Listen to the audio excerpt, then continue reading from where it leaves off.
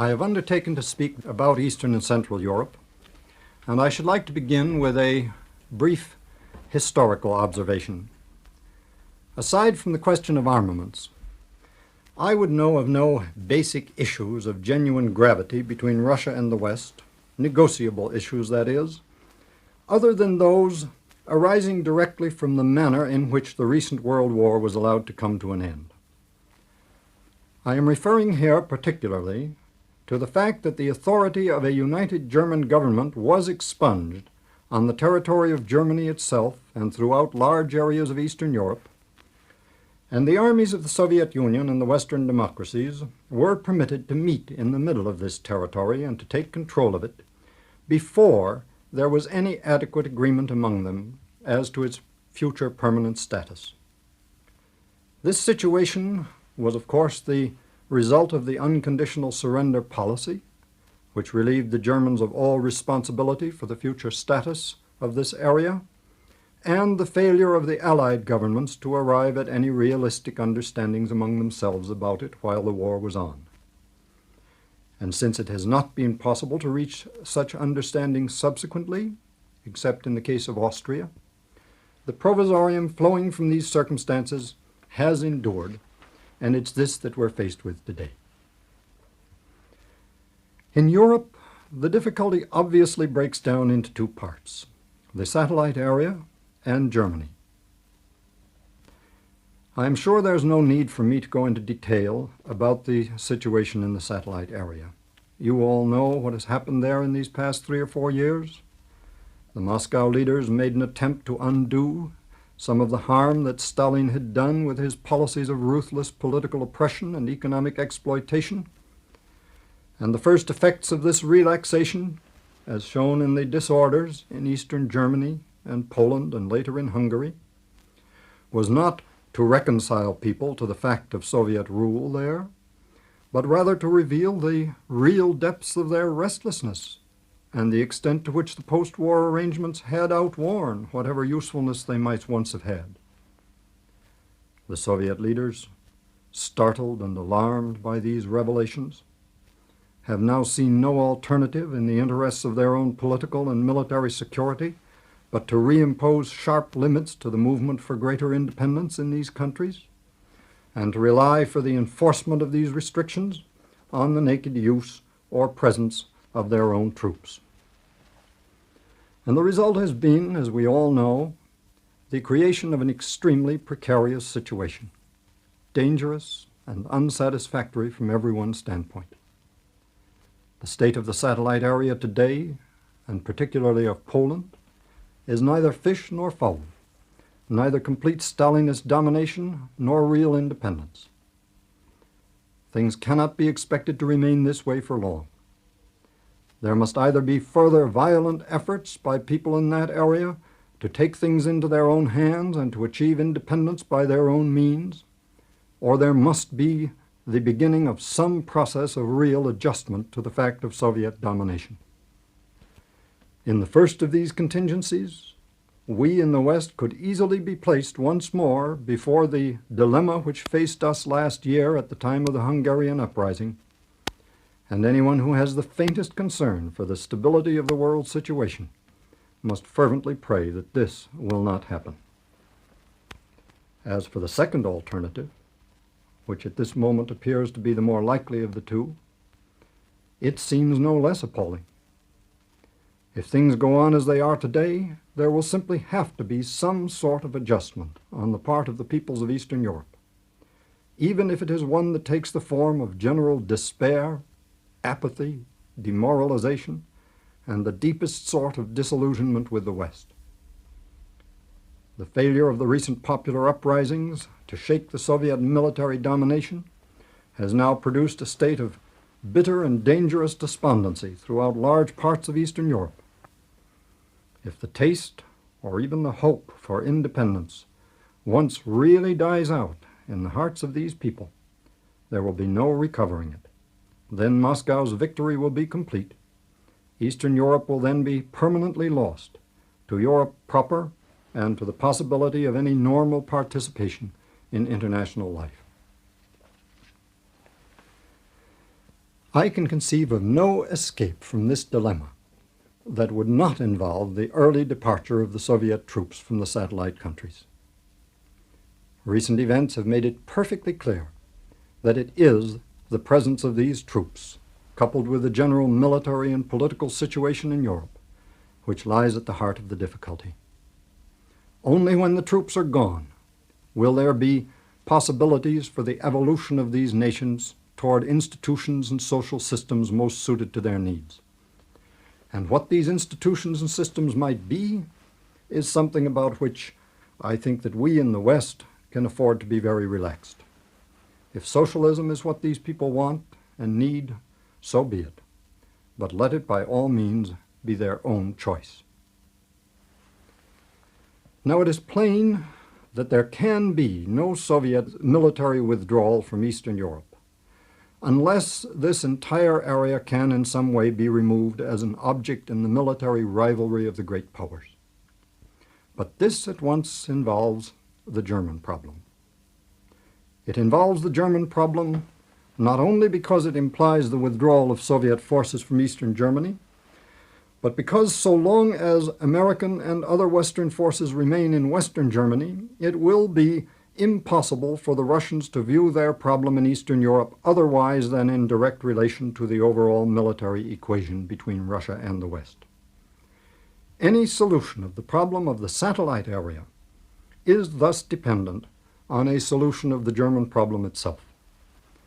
This is one of the reasons why I am inclined to feel that the German question still stands at the center of world tensions, that no greater contribution can be made to world peace than the removal of the present deadlock over Germany, and that if, in fact, this deadlock is not removed, the chances for peace are slender indeed.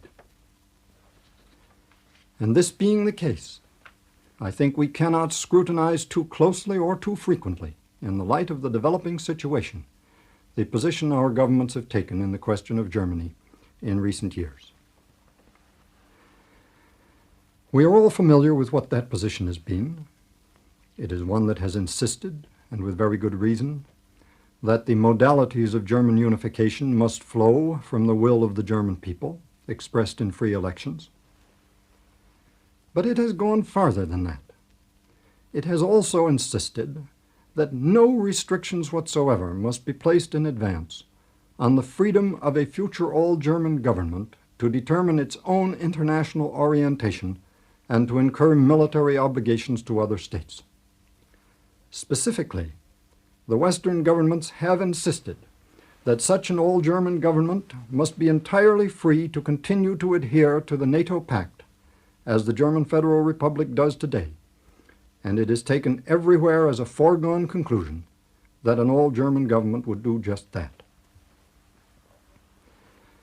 Now the question at once arises as to what would happen in such a contingency, if, that is, a future united Germany should choose to adhere to NATO, with the garrisons of the various Allied powers now stationed on German soil. The Western position says nothing specific about this. But the Soviet Union is, of course, not a member of NATO, and while British, French, and American forces would, in this contingency, presumably remain in Germany under the framework of the NATO system, one must assume that those of the Soviet Union would be expected to depart. If this is so, then Moscow is really being asked to abandon, as part of an agreement on German unification, the military and political bastion in Central Europe which it won by its military effort from 1941 to 45, and to do this without any compensatory withdrawal of American armed power from the heart of the continent. Now this, in my opinion, is something the Soviet government is most unlikely to accept, for reasons of what it will regard as its own political security, at home and abroad.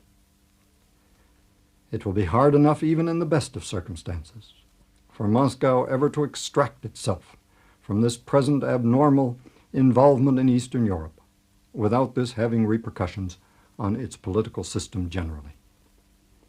It cannot realistically be asked, that is, it cannot be asked if agreement is what you want, to take this step in any manner that would seriously jeopardize its prestige.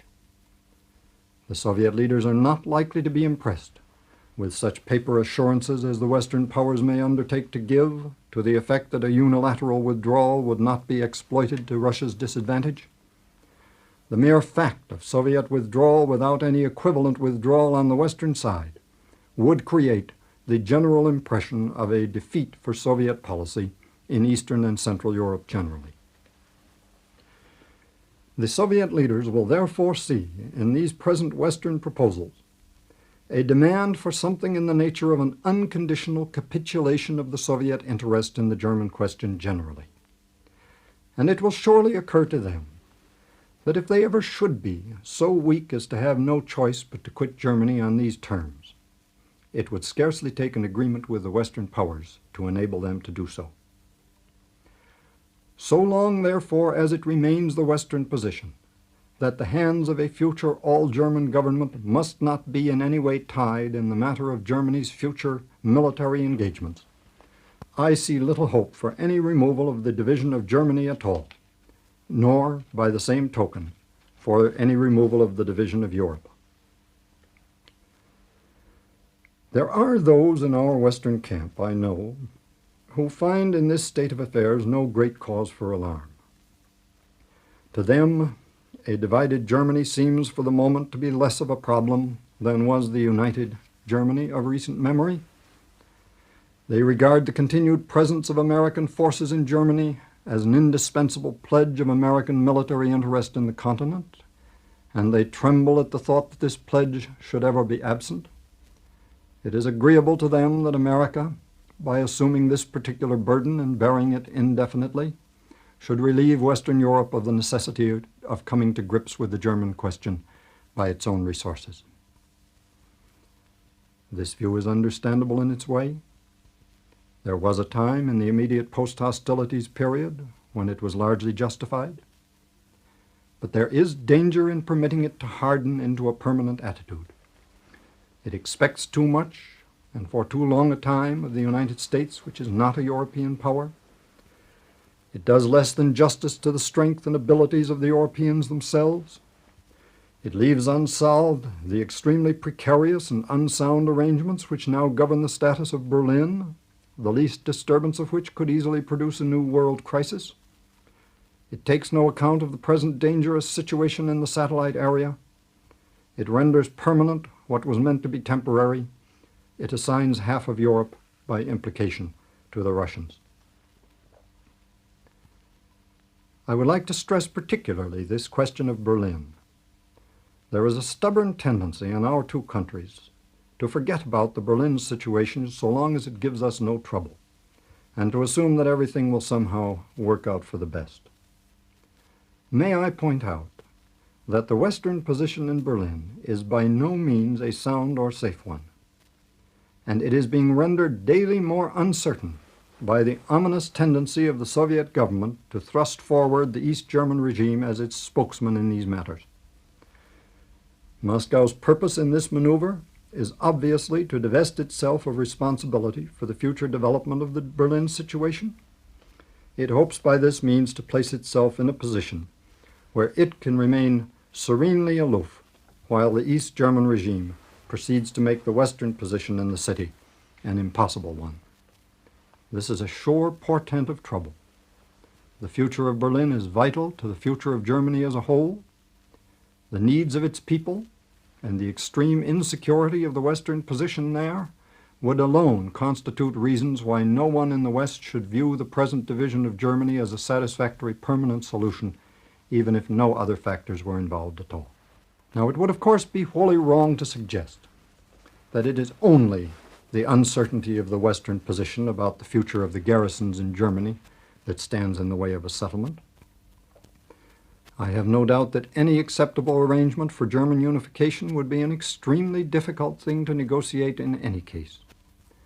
Many other obstacles would be bound to arise.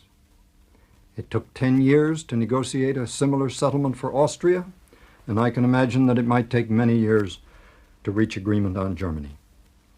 But I think we are justified in assuming that it is this question of the indefinite retention of the American and other Western garrisons on German soil, which lies at the heart or close to the heart of the difficulty. And until greater clarity is achieved on this point, there can be no proper beginning. It will at once be held against what I have said that Moscow itself does not today want German unification on any terms. Perhaps so. Certainly in recent months there have been no signs of enthusiasm in Moscow for any settlement of this sort. But how much of this lack of enthusiasm is resignation in the face of the Western position, we do not know. Until we stop pushing the Kremlin against a closed door, we shall never learn whether it would be prepared to go through an open one. Today, our calculations about Moscow's reaction to possible proposals for a mutual withdrawal of forces rest exclusively on speculation, for Moscow has been given no reason to suppose that Western forces would under any circumstances be withdrawn from the major portion of Germany. We must also bear in mind that things change from time to time in Moscow, just as they do here in the West. If the disposition to conclude a German settlement does not exist today in Moscow, our position should at least be such as to give promise of agreement when and if this attitude changes. And finally, the question is not just whether Moscow, as people say, wants German unification. It is a question of whether Moscow could afford to stand in the way of it if there were a real possibility for a general evacuation of Europe. Gomulka not long ago promised the Polish people that the day the Americans leave Germany, he will take up with the Soviet government the question of the departure of the Soviet forces from Poland. And it's quite clear that as Poland goes, so goes, in this respect, the remainder of the satellite area. Khrushchev has not specifically demurred at Gomulka's position. On the contrary, he has in fact even murmured things himself from time to time about a possible mutual withdrawal of forces, although he has intimated that the price of a Soviet withdrawal might be somewhat higher than what Gomulka implied. In any case, the interest of the satellite governments in a general evacuation of Germany is perfectly clear. And if, therefore, a more promising Western position would not assure agreement at this time, it would at least serve to put a greater strain on Moscow's position and to shift clearly and definitely to the Soviet side the onus of delaying a reasonable European settlement, an onus which in this case would have to be maintained against the feelings of many people in the satellite regimes as well as of people elsewhere. Are there then points at which the Western position could safely be improved? It's very hard for an outsider to answer such a question in this rapidly moving time. Only governments are privy to all the relevant information. I can only say that there are two features of our present thinking, which, as it seems to me, might well undergo particular re-examination. I wonder, in the first place, whether it is actually politic and realistic to insist that a future all-German government must be entirely free to determine Germany's military orientation and obligations, and that the victor powers of the recent war must not in any way prejudice that freedom by any agreement among themselves. This is outwardly a very appealing position. It gratifies the Western attachment to the principle of national self-expression. For obvious reasons, it's one that no German politician can lightly oppose, and we must not expect of the Germans that they should take the initiative in questioning it. But is it sound, and is it constructive? A peace treaty has not yet been concluded. The powers of the victors have not yet formally lapsed in Germany. Might it not just be that the only politically feasible road to unification and independence for Germany should lie precisely through her acceptance of certain restraints on the freedom to shape her future military position in Europe? And if so, is it not just a bit quixotic to cling, in the name of the principle of German freedom and independence, to a position which implies the sacrifice of all freedom and all independence for many millions of Germans namely the people of Eastern Germany, for an indefinite time to come? No useful purpose is going to be served by the quest for perfect solutions. The unlocking of the European tangle is not to be achieved except at some sort of a price. Is there not, in this insistence that the hands of a future German government must not be in any way tied, an evasion of the real responsibility the victor powers bear for resolving this present dangerous situation in Central Europe? This is, after all, a situation which they, not the Germans, created. Are they now to resign entirely to the Germans the responsibility for resolving it? The second element of Western thinking about the German problem that might well stand further examination is the common assumption that the Western powers would be placed at a hopeless military disadvantage if there were to be any mutual withdrawal of forces from the heart of Europe. It is, of course, impossible to discuss this question in specific terms unless one knows just what sort of a withdrawal is envisaged, from where and to where, and by whom and when. Here, as is frequently forgotten, there are many possible combinations, and I am not at all sure that all of these have really been seriously explored by our planners. But beyond this, I have the impression that our calculations continue to rest on certain questionable assumptions and habits of thought, on an overrating of the likelihood of a Soviet effort to invade Western Europe, on an exaggeration of the value of the satellite armies as possible instruments of a Soviet offensive policy, on a failure to take into account all the implications of the ballistic missile, and on a serious underestimation of the advantages to Western security to be derived from a Soviet military withdrawal from Central and Eastern Europe. And I wonder how the military implications of a general withdrawal would appear if these distortions were removed. People will ask, how do you envisage the future of Germany, if not as a full-fledged member of NATO?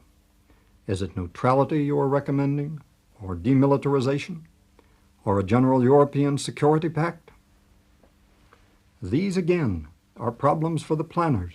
The combinations are many. They must be studied minutely and as alternatives in their relation to each other.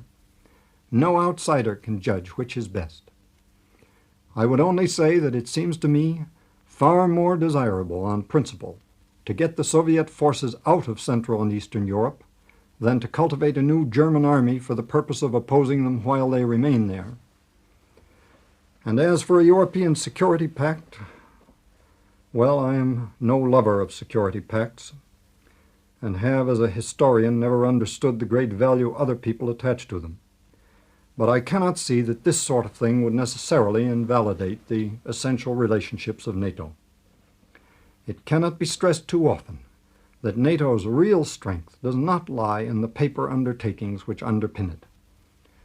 It lies, and it will continue in any circumstances to lie, in the appreciation of the member nations for the identity of their real interests as members of the Western spiritual and cultural community.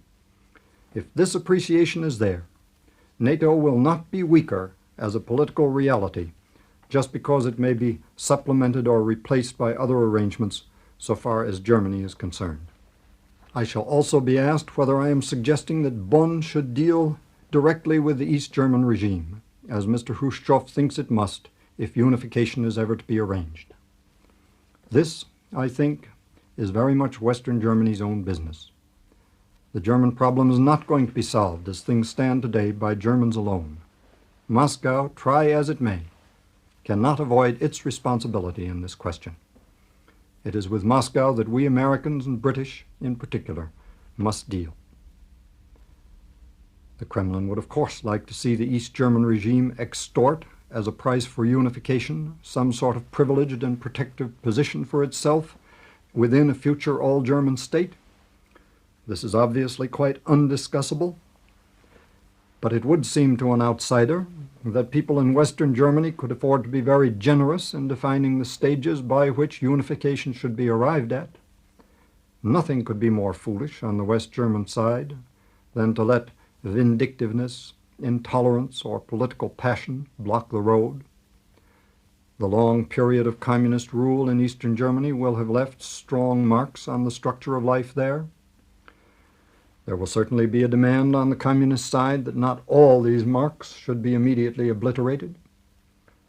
Well, one can have one's own opinion as to whether these marks are positive or negative, whether they represent scars or achievements. But there's no reason why many of them could not be taken account of as facts in any future settlement. Whether or not, for example, the industries of that region should remain socialized would seem to me, compared with what else is at stake, one of the least important of the problems in question. My plea, then, is only that we remember that we have a problem here, which must sooner or later be solved, and better sooner than later, and that we do our best to see that the positions we adopt with relation to it are at all times as hopeful and as constructive as they can be made. Now let me add just one last word on the general background of this German problem. One of the arguments most frequently heard in opposition to the introduction of any greater flexibility into the Western position in Germany is that you can't trust the Germans.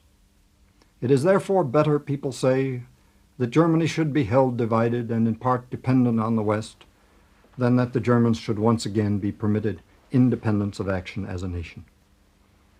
This is a judgment drawn, in the overwhelming majority of cases, from the unhappy experience of the past. Many of those who draw it are not acquainted with the contemporary Germany. I cannot share this opinion. Germany is in a state of great transition. One can easily find within its changing scene anything one seeks. It is true that many of the older generation are not likely ever to recover entirely from the trauma of the past. Many of them tend to be twisted people in one way or another, which does not necessarily mean that they are still Nazis. But I have seen, as an academic lecturer, whose own education took place partly in Germany, a bit of the younger Germany. And I am convinced that these young people, troubled, bewildered, unsupported at this time by any firm tradition from their own national past, will not fail to respond to any Western appeal that carries the ring of real vision, of conviction, and of seriousness of purpose. The younger generation of Germans are more threatened today by the inroads of a pervasive, cynical materialism than they are by any extreme nationalistic tendencies. And it is precisely here, in combating this materialism, that we in the West, I fear, have given them little help or inspiration. To stake our future on this younger Germany is admittedly to take a chance. But I can think of no greater risk than the trend toward nuclear war on which we are now all being carried. If Germany cannot be accorded reasonable confidence in these coming years, then I would know of no promising solution to the entire problem of Europe. To assume that such confidence cannot be given is thus to cut ourselves off in advance from possibilities that may be vital to our very survival. If we are going to make so negative and so hopeless an assumption, let us be terribly, terribly sure that our judgment is drawn not from the memories and emotions of the past, but from the soberest sort of attention to present realities.